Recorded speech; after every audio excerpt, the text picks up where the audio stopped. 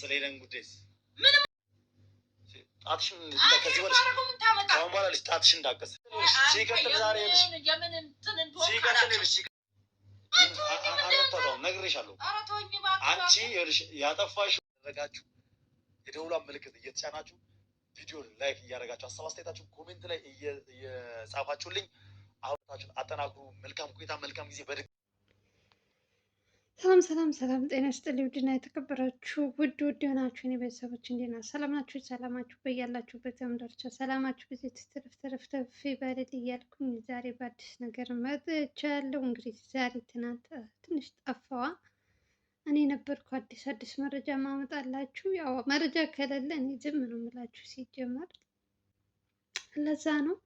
ለማንኛውም ሰላማችሁ ይብዛ፣ እንኳን አደረሳችሁ ለሆሳዕና እያልኩኝ እንግዲህ ዛሬ መተናል። እንግዲህ ልውላችን ዛሬ ከማን ጋር ነው የመጣው ካላችሁ ከአቶ ተፈሪ ከኤልሳ ዛሬ የመጨረሻ ይሆን አላውቅም። መቼም የልውል ነገር የመጨረሻ ይላል፣ ግን መልሶ ደግሞ መገናኘቱ ስለማይቀር ዛሬ ግን ከኤልሳ ጋር ያለውን እንትን ሁለተኛ በኤልሳ ጉዳይ ላይ እንደዚህ ኤፍሬም እንትን አለኝ፣ ኤፍሬም ልጄ ሊወስድብኝ፣ ኤፍሬም ቤት እንዳንኖር ቤታችን አስወጣን፣ እንደዚህ ምናምን የሚል ነገሮች በዝተዋል።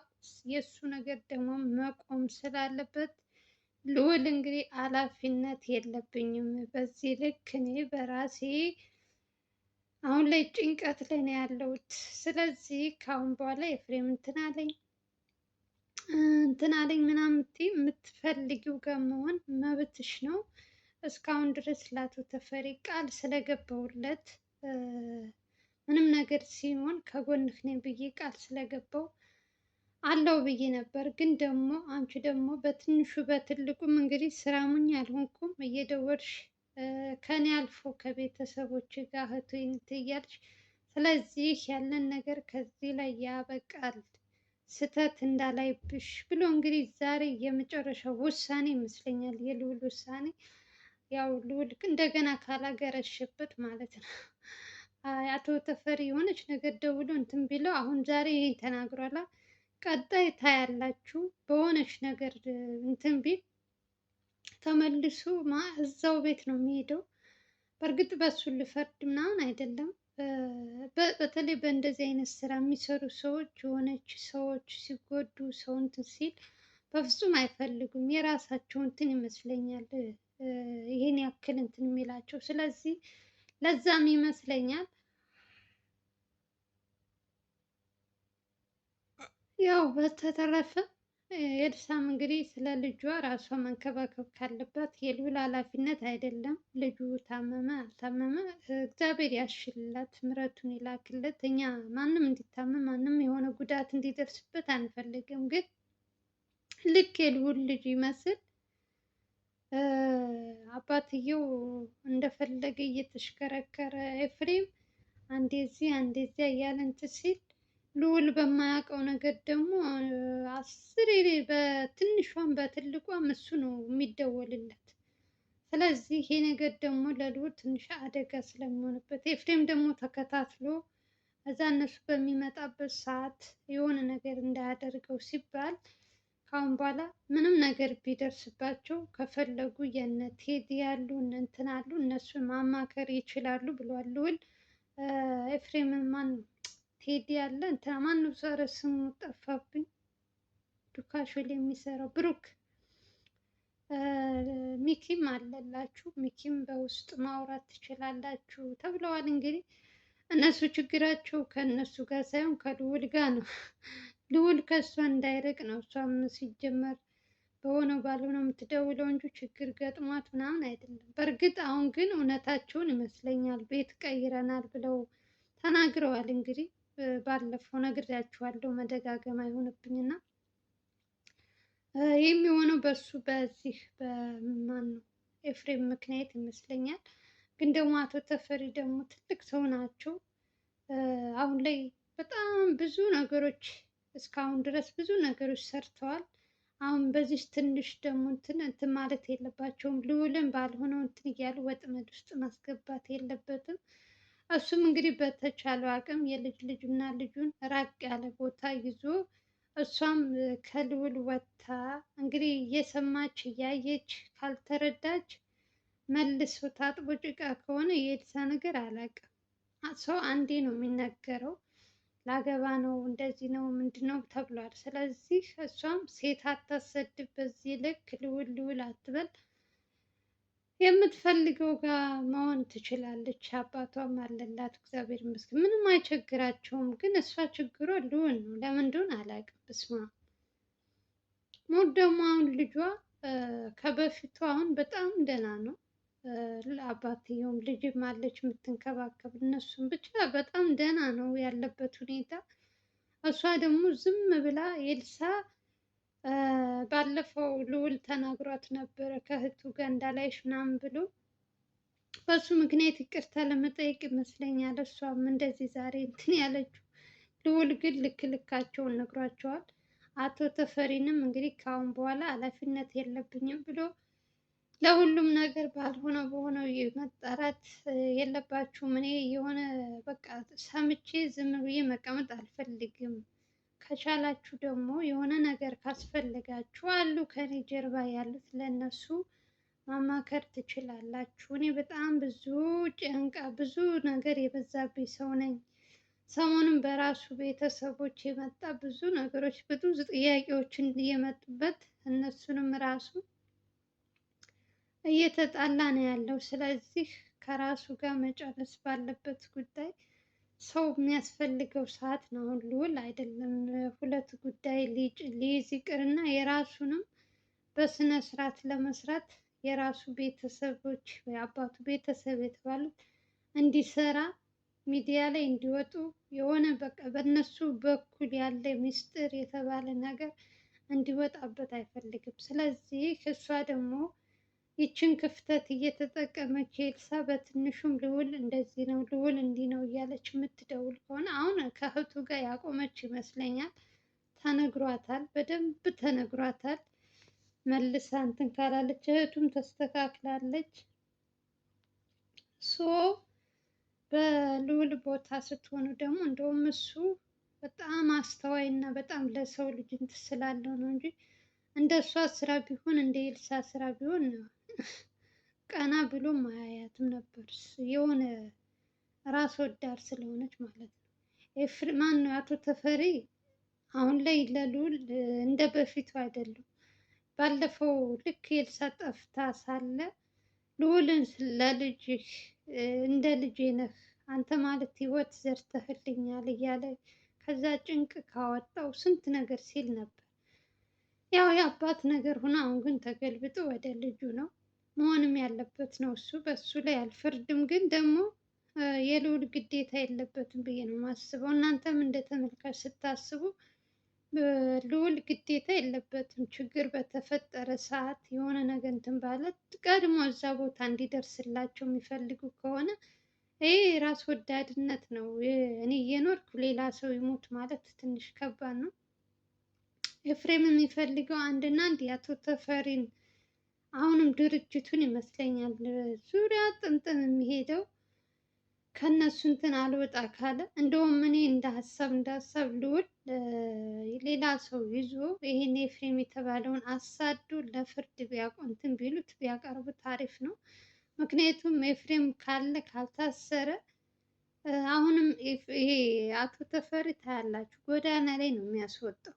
ሙሉ እንትኑን ነው እንትን የሚልበት። እሱም የሚፈልገው የልዑልን እግር ተከትሎ ልዑል ከነሱ እንዲርቅ ምናምን ነው እቅዱ። ኤፍሬም የተባለው ያሰበውም ደግሞ እየተሳካለት ነው። እሱም ከነሱ እየራቃቸው ነው ያለው። ይችን እንትን ተጠቅሞ እንግዲህ ኤፍሬም ገብቶ ንብረቱን እንዳይወስድበት ነው የምፈራው። ይሄ ነገር ደግሞ እንዳይፈጠር ከፈለገ የልዑል ብዙ ልጆች አሉ ከካሜራ ጀርባ የሚሰሩ እነሱ ቢሰጣቸው። ሚኪ እንኳን እዚህ ግም እየሰራ ነው፣ እንትናም እየሰራ ነው። ማነው ስሙ? ቴዲም እንደዛው፣ አቤልም የራሱ እየሰራ ነው። ግን እኔ አላውቅም ብቻ ሚኪ እየሰራ አይመስለኝም። ሚኪ ካለፈው ከእስር ቤት ከወጣ በኋላ ብዙ ሚዲያ ላይ አታዩትም። ከጀርባ ነው የሚያግዘው። ግን ደግሞ ይሄን ጉዳይ የኤፍሬምን የተባለውን ሰውዬ እሱ ቢይዘው አሪፍ ነበር። ከአንድ አይነት 3 4 ቻናል አላቸው እንግዲህ በሱ በአንዱ ቢሰራ እና ነገሩ ሁሉ ኤፍሬምም ማነው አቶ ተፈሪም በሰቀቀን አይሞትም። አንዴ መጣብኝ፣ አንዴ እንትን አለብኝ፣ አንዴ ልጅን ገደለ እያለ እንትን አይልም። ብቻ ቢያግዙት አሪፍ ነው። ለፍርድ ቢያቆም እንትን ቢያቀርቡለት። ወንጀለኛ ነው ኤፍሬም ማለት በጣም የብዙ ሰውን እንባ የብዙ ሰው ሀብት የብዙ ሰው ከኤልሳ ጋር እየተባበረ ታስታውሳላችሁ? ከራሔል እናት የሞተችው ራሔል እናት እሷ ሴትዮ የት እንደጠፋች የት እንደገባች አላውቅም። ስለ እሷ ሲወራ ሰምቼ አላውቅም። ምን እሷ ብቻ አበበ ራሱ የት እንደገባ እኮ ስለ አበበም ራሱ ተረስቷል። አይገርማችሁም? እነሱ የት እንደገቡ አላውቅም እስካሁን። ማነው አበበ ልዑል ቤት ነው ወይስ ራሱ ቤት ነው ወይስ እስር ቤት ነው? ሐኪም ቤት ብለው አቆሙ። ከዛ በኋላ ምንም ነገር አልሰማንም አላየንም። እና ጉዳዩ በደንብ መጣራት ያለበት ነው። ገና አላለቀም እኮ የእነሱ ጉድ የሆኑት። ወይስ እኔ ያመለጠኝ ነገር አለ ስለ አበበ? ይሄ ጉደኛ የሆነ ሰውዬ ሁላቸውም በጣም እያንዳንዳቸው እንትን ናቸው። ብቻ አላቅም። ከራሔል እናት ጋር ተባብረው ብዙ ወንጀል የሰራ ሰው ነው ኤፍሬም የተባለ ሰውዬ። እንዲህ ዝም ብሎ በቀላሉ የሚተው ልዑል አሁን ቢዚ ስለሆነ ምናምን በሱ አሳቦ ራሱን እንደለመደው እዛው ሰዎችን እንትን ለማለት አመችቶታል። አሁን ላይ ያለበት ሁኔታ ግን ደግሞ በዚህ መቀጠል የለበትም። ኤፍሬም መታሰር አለበት። የእውነት የፈለገው የኤልሳ ወንጀለኛም ብትሆንም ጎዳና ላይ አውጥቶ ጥሎ ስንት ነገር እንትን ብሎባት እና እንደዚህ አይነት ሰው ዝም ብሎ በቀላሉ የሚተው አይደለም።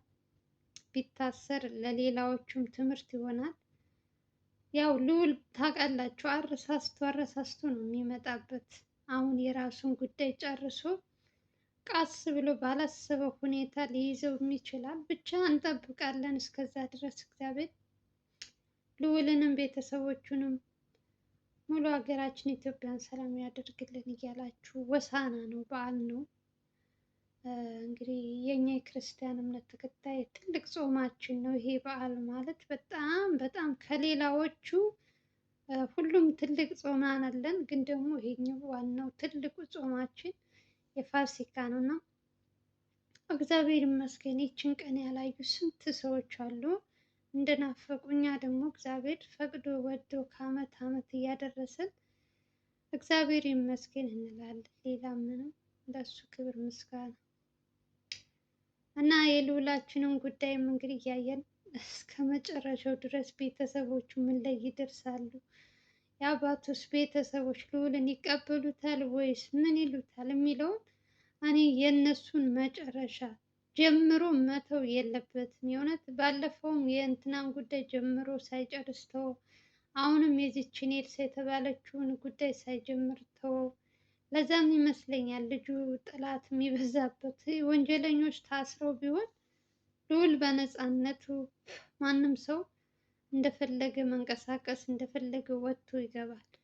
ቤተሰቦቹም አይሳቅቁም። ስለዚህ ለዛም ይመስለኛል ልዑል ትንሽ ሁለት ልብ ያለው። ለማንኛውም ፈጣሪ ይጠብቀው። እንግዲህ ሰው ምንም አለም ነው።